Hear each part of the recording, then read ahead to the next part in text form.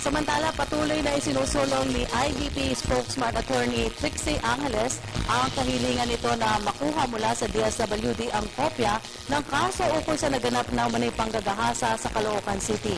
Ayon kay Angeles, hanggang sa ngayon ay isang malaking kwestiyon kung bakit ayaw ibigay ng ahensya ang kopya ng kaso. Kinakailangan pa umanong magsumite ng motion for production of judicial records upang makakuha ng kopya. Sa sala ni Family Court Judge Maria Teresa de Guzman Alvarez ng Caloocan Branch 131, personal na lumutang ang 21 anyos na umanay biktima ng paggagahasa ni Bill Gonzales nung malapitan nung siya ay 16 anyos pa lamang. Nais umanong malinawan ng biktima mula sa court records kung bakit na-dismiss ang kanyang kaso laban kay Along Malapitan habang siya ay nasa kustodiya ng DSWD. Ang sinabihan daw siya na dismiss na ang kaso at pinauwi.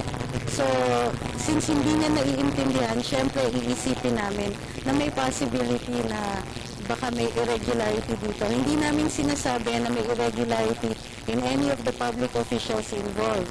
Ang first na pinagtutukuyan namin ng pansin is kung bakit hindi niya naiintindihan kahit nung panahon na yon kung ano yung nangyari sa kaso niya.